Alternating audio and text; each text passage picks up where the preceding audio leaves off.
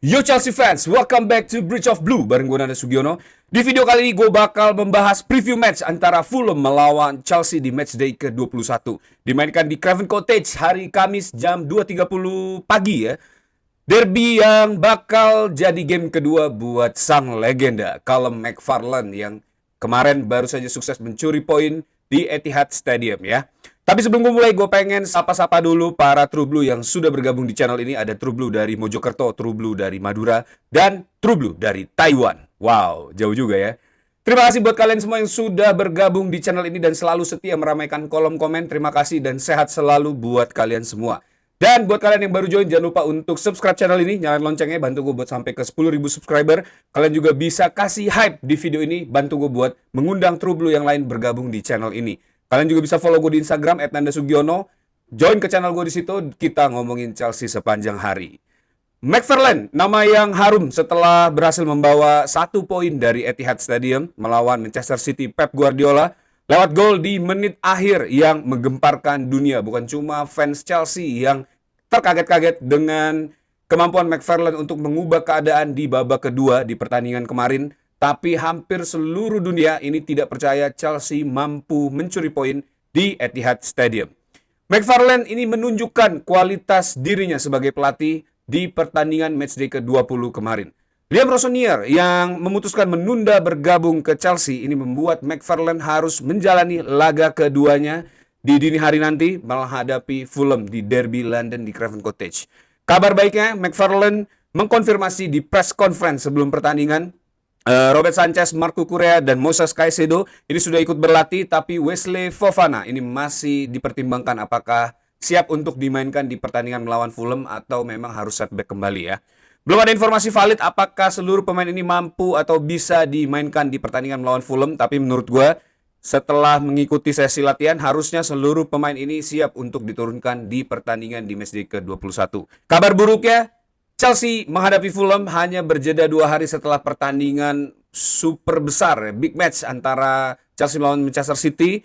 Ini akan menjadi satu obstacle tersendiri buat McFarlane karena pastinya harus merotasi beberapa pemain. Tapi gue yakin McFarlane yang tidak terlalu peduli dengan seluruh struktur yang terjadi di Chelsea karena dia hanyalah interim dan dia kelihatannya bisa pura-pura bego aja ya untuk memainkan seluruh pemain terbaiknya supaya mengunci poin di pertandingan matchday ke-21 ini. McFarlane sendiri menurut gue adalah satu interim yang sukses besar ya menghandle baik itu pressure dari eksternal, dari seluruh jurnalis yang mempertanyakan kemampuan dia sebagai seorang pelatih karena dia pribadi hanya memiliki satu pertandingan senior melawan Manchester City Pep Guardiola, dan ini tentu akan menjadi satu cerita unik buat McFarlane seandainya dia akan menjadi manajer utama sebuah tim ya. Ini akan menjadi cerita yang baik di CV-nya McFarlane dan akan mengangkat value dia sebagai seorang pelatih ya. Dia bisa mempertahankan Chelsea dengan sangat baik di pertandingan melawan City dengan seluruh kemampuan yang dia miliki, dan rotasi pemain di babak kedua yang menurut gue masterclass dilakukan oleh McFarlane mengubah situasi dari di babak pertama di mana Chelsea berfokus kepada defense dengan memainkan hampir 6 back di sepanjang 45 menit. Di babak kedua McFarlane mengganti seluruh skema dan sistem yang ada di Chelsea, memainkan 3 back sehingga membuat Manchester City kesulitan untuk mengembangkan permainan, dan ini menurut gue adalah masterclass yang dimainkan oleh McFarlane di babak kedua melawan Manchester City di matchday ke-20, dan ini membuktikan bahwa McFarlane ini punya potensi menjadi seorang pelatih yang cukup bisa bersinar ya di Premier League. Karena pertandingan pertama dia minim pengalaman, ini dia langsung bisa mengambil keputusan untuk melakukan twist di pertandingan tersebut. Dan itu tentu nggak mudah, ini butuh pengalaman seorang pelatih, bahkan Enzo Maresca terkadang masih sering melakukan kesalahan dalam melakukan rotasi ataupun tweak di setiap pertandingan. McFarlane menurut gue bisa melihat pertandingan dengan baik, dia bisa melakukan assessment dengan objektif ya, mungkin karena memang tidak ada bias yang terjadi di antara dia dan pemain, karena dia juga menurut informasi yang gue dapat bahkan mendapatkan kunci ke Cobham itu aja dia nggak punya ya, jadi dia nggak pernah berinteraksi dengan seluruh pemain first team ini, dan benar-benar baru terjadi 2 hari sebelum laga melawan Manchester City, dan ini tentu akan menjadi keuntungan tersendiri buat Chelsea ya, terutama buat kita yang ingin melihat seluruh pemain terbaik diturunkan di starting 11 di pertandingan kali ini. Memang gue akuin gue terlalu menyanjung McFarland ini terlalu tinggi ya. Baru satu match kita belum bisa melihat seluruh potensi yang dimiliki oleh McFarland, dan ujian itu juga belum benar-benar datang ya. Dia hanya memegang satu match dan saat ini dia akan memegang match melawan Fulham. Tapi apa yang bisa lebih buruk dari melawan Manchester City di Etihad Stadium dengan para pemain yang absen, seluruh backbone Chelsea, Robert Sanchez, Marco Correa, Wesley Fofana, Moises Caicedo, tidak dimiliki McFarland di tim tersebut. Dan ini tentu membuktikan kualitas dari seorang Callum McFarland.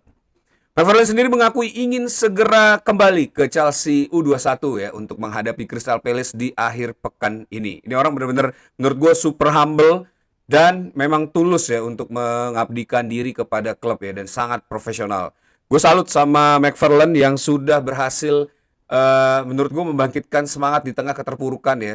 Cabutnya Enzo Maresca dalam 1 minggu terakhir ini menurut gue McFarland cukup menjadi perkat buat para fans dan juga klub dan juga para pemain ya. Ini adalah satu tugas yang magnitudenya emang tidak kecil, dan apa yang bisa gue sebut itu sangat gue apresiasi dari McFarland. Di sisi lain, Fulham saat ini menjadi salah satu black horse di Premier League yang merepotkan para tim besar ya. 5 pertandingan terakhir, Fulham belum pernah kalah dengan rekor 3 kemenangan dan 2 hasil imbang. Comeback dramatis melawan Liverpool di matchday ke-20 ini tentu menjadi modal yang bisa membakar semangat anak asuhan Marco Silva untuk menyakiti Chelsea di Craven Cottage. Harry Wilson ini pastinya masih menjadi ancaman buat lini belakang Chelsea karena di beberapa match terakhir penampilannya luar biasa, dan musim ini menurut gue Harry Wilson bisa di-unlock dengan sangat baik oleh Marco Silva dan Muniz yang musim lalu ini menciptakan gol dramatis melawan Chelsea dan berujung ke kekalahan buat Chelsea. Ini juga harus menjadi warning ya atau perhatian dari lini belakang Chelsea. Pertandingan ini tentu nggak mudah. McFarland perlu meredam kemampuan Fulham untuk melakukan serangan cepat dan counter attack seperti yang sering dia lakukan ya. Serangan melalui counter attack Fulham tentu sangat unggul di musim ini. Sudah banyak gol terjadi dari serangan-serangan cepat dan counter attack yang dilakukan, termasuk dengan gol penyeimbang dan comeback yang dia lesakkan oleh Reed di akhir pertandingan melawan Liverpool. Pertandingan ini akan menjadi pertandingan yang sangat sengit ya, karena derby London Barat ini punya tensi yang cukup tinggi dan juga memang sangat prestisius. Lokasi demografi yang ada antara Stamford Bridge dan Craven Cottage ini ikut mempengaruhi kerasnya pertandingan di matchday ke-21 ini. Siapa para pemain yang layak dimainkan di starting 11 di pertandingan kali ini? Gue akan bahas di video ini, tapi sebelum gue mulai, buat kalian yang mau membeli jersey klasik dengan kualitas modern, kalian bisa scan QR Code yang ada di video ini. Langsung aja ke jerseymegastore.id, pilih jersey favorit kalian, check out menggunakan kode JMSTRIP10 untuk mendapatkan diskon 10%. Kita mulai aja. McFarland pasti akan menurunkan formasi yang serupa dengan Enzo Maresca 4-2-3-1, di mana formasi ini adalah formasi saklek yang akan terus digunakan para pelatih interim tanpa harus mengganggu harmonisasi yang terjadi di klub ini. Buat goalkeeper, gue yakin Robert Sanchez akan dimainkan di pertandingan kali ini. Robert Sanchez masih menjadi kiper terbaik Chelsea sejauh ini, walaupun Jorgensen di matchday kemarin itu bermain dengan sangat gemilang, tapi secara taking order, kalau Robert Sanchez ini akan selalu menjadi pilihan utama ya. Robert Sanchez fit, Robert Sanchez in. Jadi buat goalkeeper akan gue pilih Robert Sanchez. Duo center back, Wesley Fofana, gue berharap semoga bisa comeback as soon as possible dan dimainkan di pertandingan kali ini. Tentu akan ditemani oleh Trevor Chalobah ya, walaupun secara di pekan lalu dia bermain full 90 menit, tapi menurut gue untuk seorang center back ini recovery-nya akan jauh lebih cepat dibandingkan dengan posisi-posisi lain. Jadi dua center back di pertandingan ini, gue akan pilih Wesley Fofana dan Trevor Chalobah. Di posisi flank, di left back, ini akan gue pilih Marco Correa yang sudah fit dan bisa dimainkan kembali. Tentu Marco Correa sangat dibutuhkan, bukan cuma masalah skill dan kecepatan dia, juga covering area dia yang memang sangat luar biasa di musim ini. Tapi Marco Correa juga dibutuhkan untuk bisa melakukan extraordinary atau extra miles works ya, untuk mengganggu konsentrasi para penyerang Fulham. Karena kita tahu Marco Correa memiliki banyak intrik yang bisa men-trigger, baik itu foul ataupun kartu buat para lawan Chelsea, dan ini tentu sangat dibutuhkan di pertandingan melawan Fulham ini karena pertandingan ini tensinya akan sangat panas. Posisi Marco Correa dengan triknya ini akan sangat berguna dimanfaatkan oleh McFarlane di pertandingan kali ini.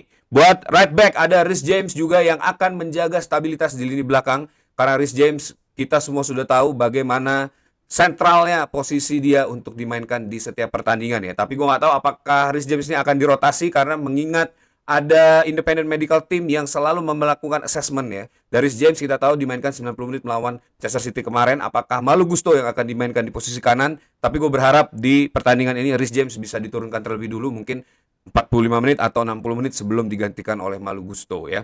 Buat duo midfield ini ada Moises Caicedo yang sudah kembali dari suspension kemarin, dan juga ini yang gue masih agak bertanya-tanya ya, apakah Enzo Fernandez yang akan dimainkan atau Andre Santos yang akan dimainkan di starting 11. Tapi menurut gue, seandainya tidak ada gangguan, Enzo Fernandez tentu akan menjadi pilihan utama McFarlane di pertandingan kali ini. Dan kita tahu Enzo Fernandez diberikan ruang untuk menyerang dan selalu menjadi overload player yang memenuhi opposite box, dan ini menjadi keuntungan tersendiri buat Chelsea ya, memiliki extra player yang bisa memanfaatkan peluang dengan sangat baik. Dan permainan dia melawan Manchester City ini benar-benar kualitasnya di atas rata-rata, dan semoga aja di pertandingan melawan Fulham ini dia bisa mengeluarkan kembali kemampuan terbaiknya seperti yang ditunjukkan di pekan lalu. Buat posisi winger ini ada left wing yang akan gue taruh Garnacho di posisi ini, dan Estevao William. Seperti yang gue bilang, 10 pertandingan Estevao William ini harus dimainkan, walaupun di pekan lalu Estevao William ditarik keluar di menit di babak kedua ya, karena memang ada kebutuhan rotasi dan adjustment strategi yang dilakukan oleh McFarlane, tapi itu tidak membuat Estevao William ini kalah menurut gue ya untuk memperebutkan posisi starting 11 di Chelsea, apalagi di lini serang Chelsea. Di lini sayap, Alejandro Garnacho mungkin bisa dicoba dimainkan di pertandingan ini karena dia memiliki speed yang juga bisa ngebreak seluruh pertahanan Fulham di pertandingan ini. Pedro Neto mungkin menurut gue harus diistirahatkan dulu karena di pekan lalu permainannya cukup drop dan tidak memiliki impact yang signifikan ya. Dan di pertandingan ini gue berharap semoga Garnacho bisa lebih baik lagi dalam decision making dan juga menciptakan GA di pertandingan kali ini. Buat posisi nomor 10 Cole Palmer, ini semoga aja bisa di-unlock ya, bisa bermain free roam dan bisa mengeluarkan kemampuan terbaik ya. Di pertandingan melawan Manchester City kemarin kita tahu bagaimana Cole Palmer tidak memiliki ruang untuk mengeksplor kemampuan terbaiknya, tapi memang situasi yang terjadi di pertandingan tersebut, Cole Palmer banyak menarik para pemain untuk membiarkan Enzo Fernandez melakukan overload di kotak penalti lawan. Di pertandingan ini, menurut gua harusnya link up play yang terjadi antara Enzo Fernandez, Cole Palmer, dan seluruh winger ini bisa jauh lebih baik daripada yang ditunjukkan di matchday ke-20 kemarin. Buat posisi nomor 9, Liam Delap ini wajib dimainkan di pertandingan kali ini. Menurut gue Liam Delap di pertandingan babak kedua melawan Manchester City itu sudah menunjukkan sedikit progres ya, yang jauh lebih baik daripada sebelumnya. Dia sudah menemukan kembali feel dan touch-nya, dan dia juga kelihatan sudah menemukan flair ya untuk bermain dengan lebih baik lagi ya. Dan semoga aja dia tidak mendapatkan kartu kuning lagi, karena memang udah ada rumor di luar sana ini Liam Delap kelihatannya sengaja mendapatkan kartu kuning untuk disuspend dan kemudian dia bisa liburan gitu ya. Tapi semoga aja itu nggak benar, dan semoga aja Liam Delap bisa memanfaatkan seluruh peluang yang ada di pertandingan ini dan menciptakan gol ya di pertandingan ini. Gue feeling sih dia akan menciptakan brace di pertandingan ini. Kita lihat apakah benar Liam Delap mampu menciptakan 2 gol di derby London Barat ini ya. Nah itu dia starting 11 yang menurut gue layak untuk dimainkan di matchday ke-21 ini di Craven Cottage melawan Fulham. Coba tulis pendapat kalian di kolom komen, siapa sebenarnya pemain yang harusnya tidak dimainkan di pertandingan ini dan siapa penggantinya ya. Melawan Fulham, Chelsea harus punya inisiatif menyerang dari awal dan selalu waspada 90 menit karena kita nggak pernah tahu permainan cepat dan memang permainan keras yang ditunjukkan oleh Fulham ini bisa mengubah situasi hanya dalam sepersekian menit ya. Kita tahu di pertandingan melawan Liverpool kemarin, menit 90 plus 7, Cody Gakpo sudah seakan-akan kill the game, mengunci pertandingan dengan kemenangan buat Liverpool 2-1. Tapi kurang dari 1 menit kemudian Fulham bisa menyamakan kedudukan, dan ini gue nggak mau terjadi ya di pertandingan ini melawan Chelsea, apalagi kita sudah pernah merasakan hal tersebut melawan Fulham di Stamford Bridge, bermain imbang 1-1 sampai menit 90 plus 5. Muniz akhirnya bisa menciptakan gol di akhir-akhir babak kedua ya. Ini yang menjadi salah satu warning terbesar buat McFarlane dan juga seluruh skuad Chelsea. Semoga tidak kecolongan lagi di pertandingan kali ini. Secara histori, Chelsea memiliki rekor yang baik sepanjang melawan Fulham. Dari 10 pertandingan terakhir, Chelsea berhasil memenangkan 7 pertandingan. Ini juga bisa menjadi modal yang baik untuk memboosting moral para pemain Chelsea. Apalagi squad ini juga sudah berkali-kali berkunjung ke Craven Cottage dan ini tentu tidak menjadi pengalaman pertama para pemain yang ada di squad ini ya. Semoga aja itu membuat seluruh squad jadi jauh lebih paham dengan tensi derby London Barat ini antara Chelsea melawan Fulham dan mereka sudah mempersiapkan mental untuk menghadapi kemungkinan terburuk di pertandingan kali ini ya. Dan gue akan menutup episode ini dengan interview yang menunjukkan betapa McFarlane ini adalah seorang pelatih yang benar-benar menurut gue cukup gue idolakan. Di interviewnya dia bilang ya, saya sempat berbicara singkat dengan Liam tadi malam. Setahu saya, dia akan berada di Cobham malam ini. Yang saya pahami, saya akan memimpin tim di pertandingan besok melawan Fulham. Dan saya ingin memberi 3 poin untuk ya sebagai modal awal. Itu dia ya.